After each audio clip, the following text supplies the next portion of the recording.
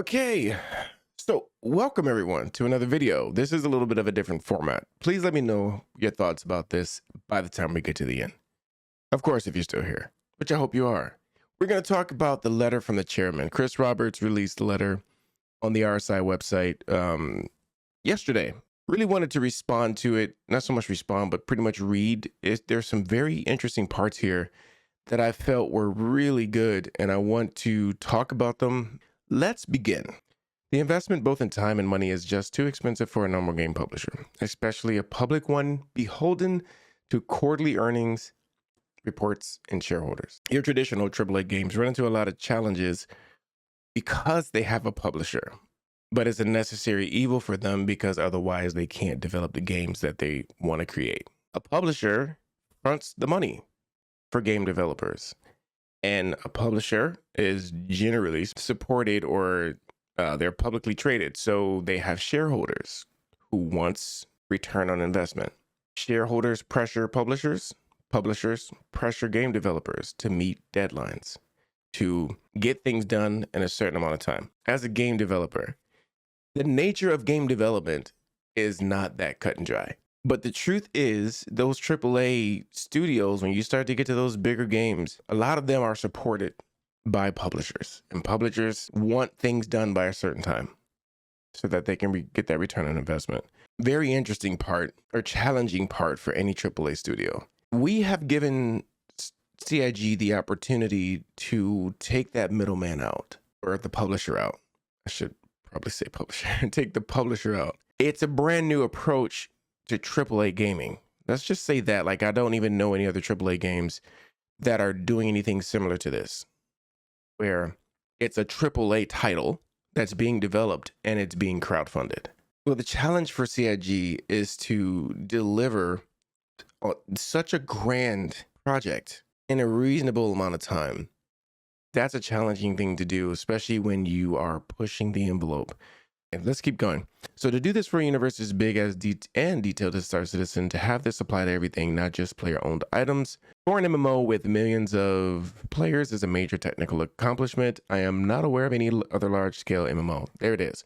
I am not aware of any other large-scale MMO that has tried to deliver this level of persistence. I don't either, Chris. So the thing, again, just to highlight, if I can, as a community member, as a fan of the game, what CIG is trying to achieve is different than anything you've ever played before. You gotta look at that for what it is, right? That means the process is going to be different. If you've ever tried to do anything that's pushing your industry forward, anything that's ambitious to the point where no one else has done it before, you're going to run into challenges, unforeseen challenges. Your schedule, your timetables, all that is going to be much more volatile because you have no idea what to expect for the places you're going. That's like an explorer. When you go out there, you have no idea what you're going to get. You could be as prepared as you want to be, as prepared as you possibly can be, and there will still be things that knock you off of your schedule, your plan, your timetables. You're going to be later than you've expected to. You might even be earlier for some things. The thing is, it's uncharted territory. And that's what's happening here. I mentioned just how strongly we started 2022 in terms of new players joining the verse. This trend has continued through the rest of the year, fueled by Invictus launch week, and then continued with the release of Alpha 3.17.2. Here we go. Yes, he touts the...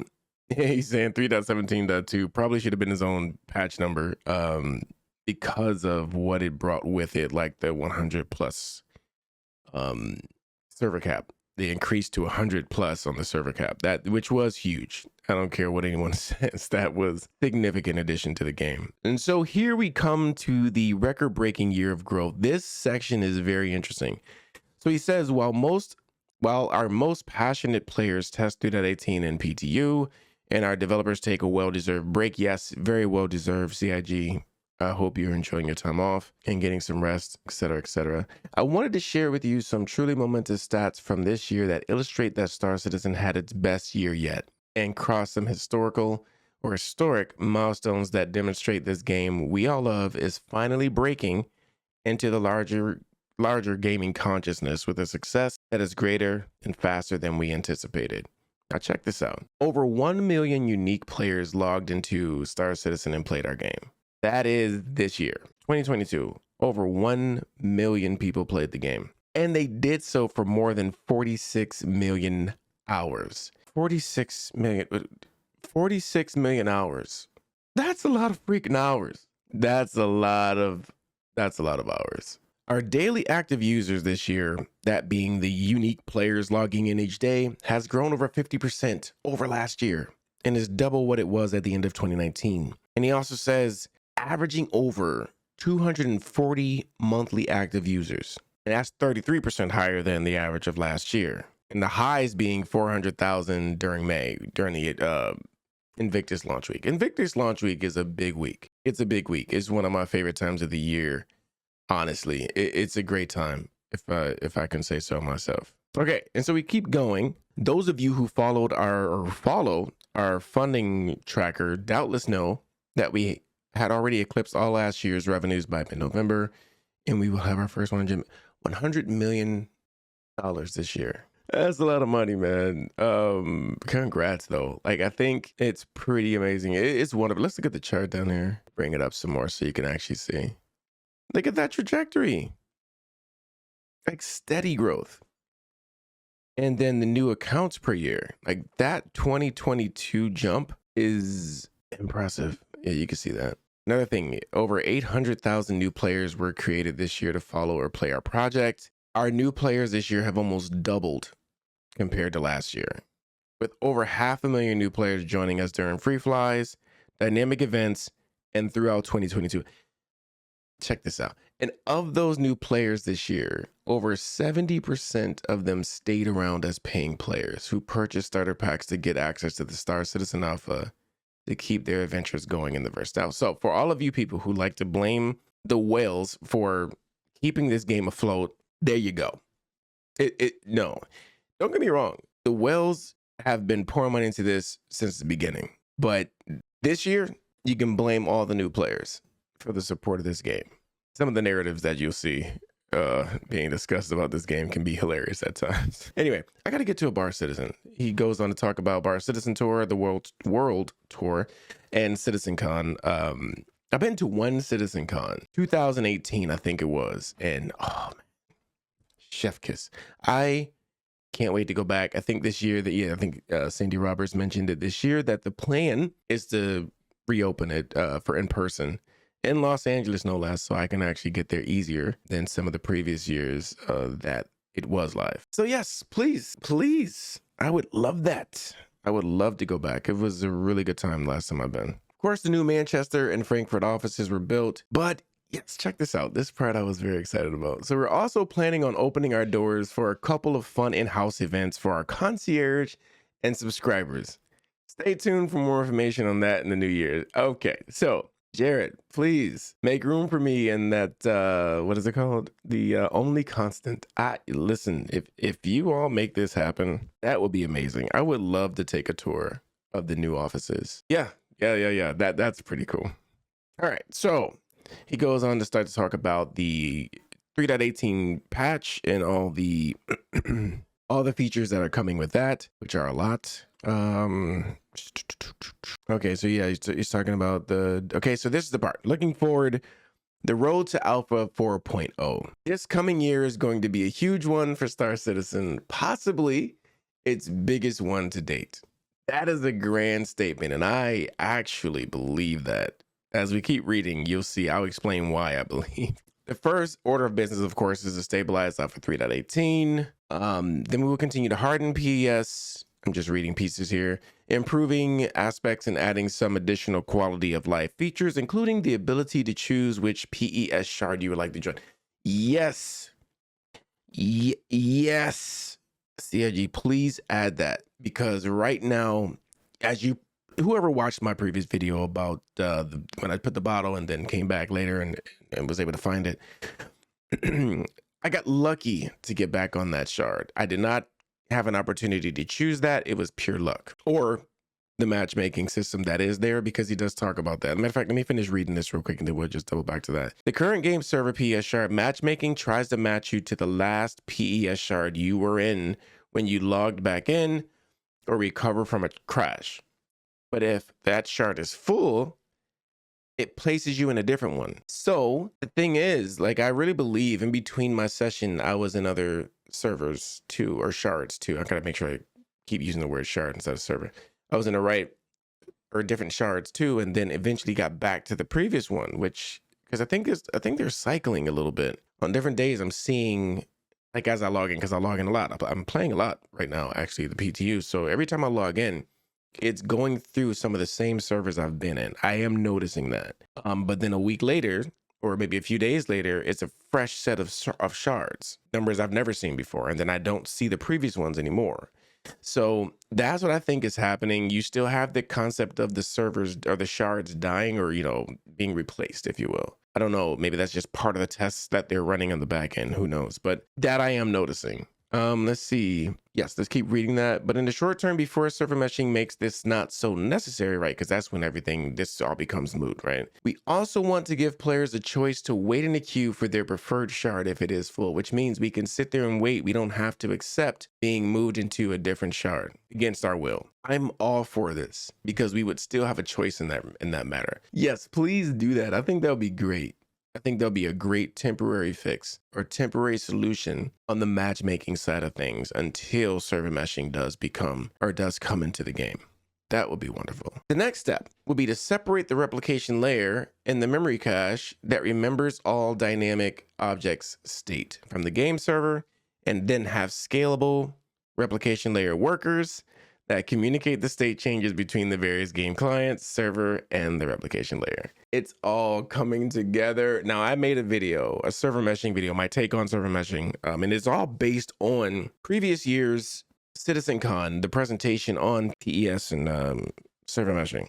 Go watch that video, okay? I talk about a lot of these things that Chris is saying here, how they're doing it, as far as incrementally adding the pieces. It's amazing to read, honestly. So right now, either way, all I do know is that they're all sort of meshed together, and it's very small scale, right? Because when we talk about shard as it is in 3.18, it's very similar to just a simple server in the sense of the scale of it, I'll say, right? Because you right now in the wave one, you have multiple shards, but the ultimate goal when server meshing comes all in, as they mentioned it in that CitizenCon, is that there probably will be just 3 shards total globally, right? One for North America, one for EU, one for APAC, maybe.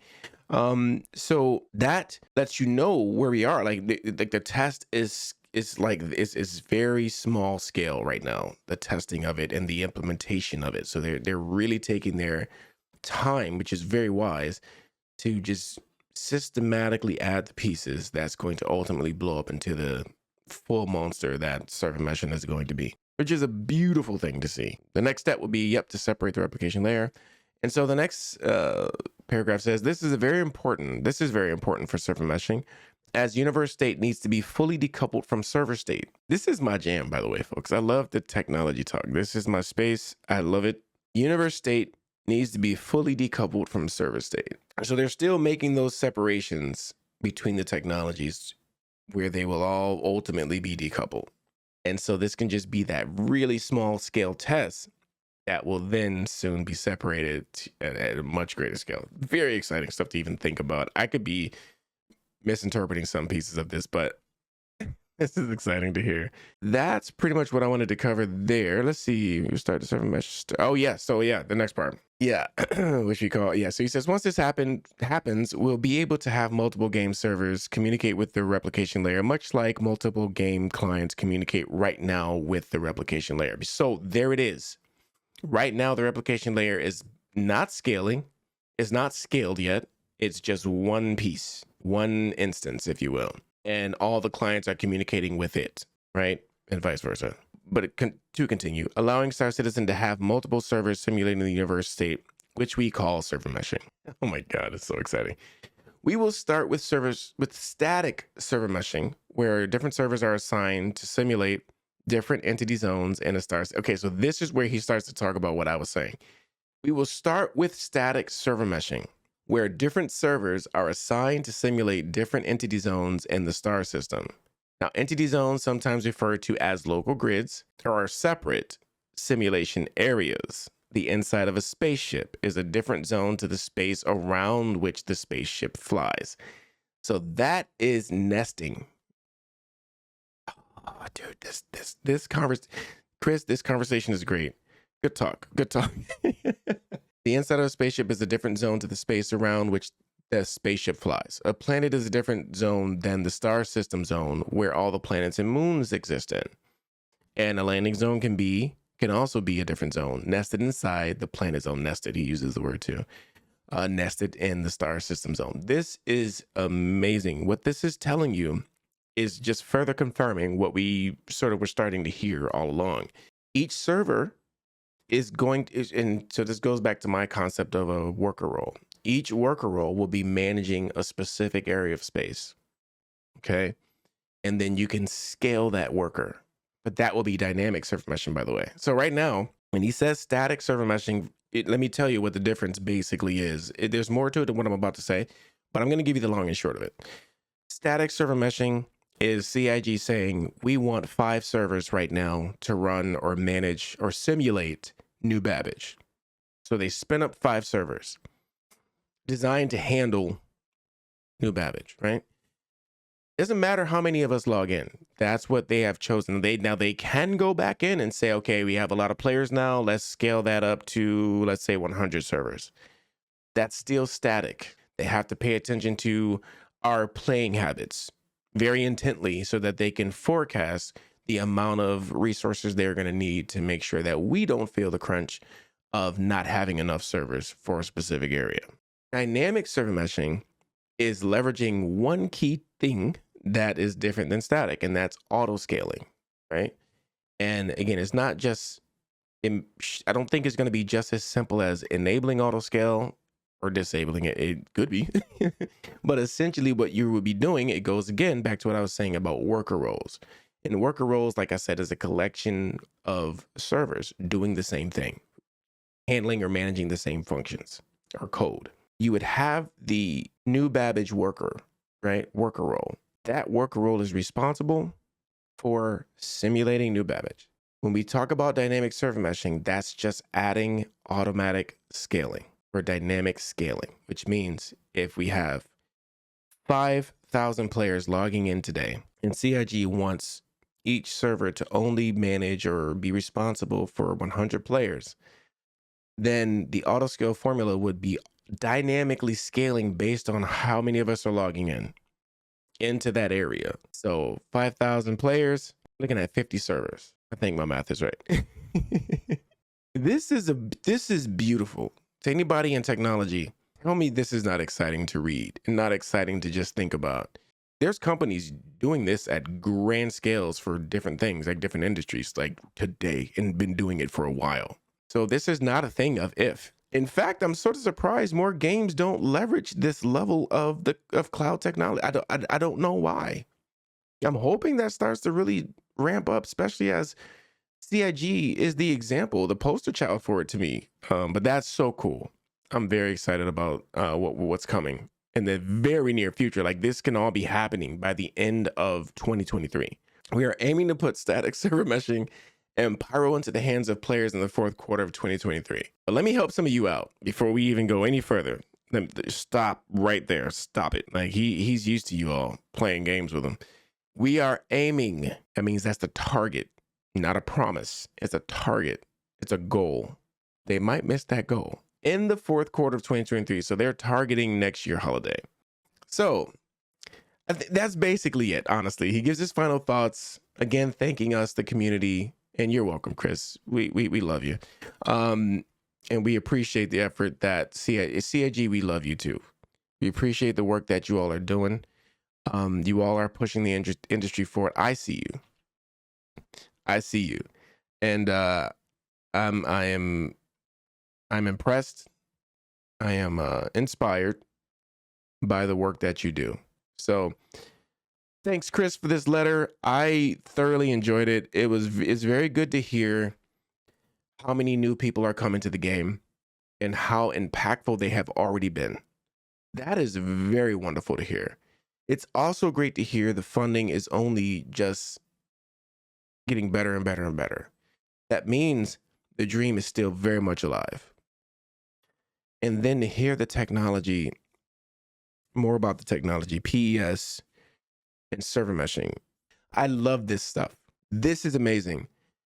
Again, thanks, Chris. And then thank you all for watching this video. This is a little bit of a different format for me. Let me know your thoughts about it, by the way, in the comment section. You know, I like to discuss and chat with you, so don't hesitate. Let me hear it. Do you like this sort of format, this type of content? Let me know. But happy gaming to you all. And I appreciate you, everyone who's supporting my channel. This is actually, we're going into the new year, so happy new year to you all as well. Thank you for this year. Like, I've just started to ramp up and take my channel seriously, and you've all been there. Like, the second I decided to just go hard, you all have been there with me, and I am so grateful to you. We're moving on to, we're about to break 2,000 subscribers. I'm grateful to you all, like, genuinely. Thank you so much. Thank you so much for your support. And here's to a great 2023. I'm all in. I'm all in. I'm ready to go. I'm ready to keep building on this channel and creating content that you all enjoy. So with that said, happy gaming, happy new year to you and yours. And I'll see you in the next video. And that will probably be in the next year. So take care.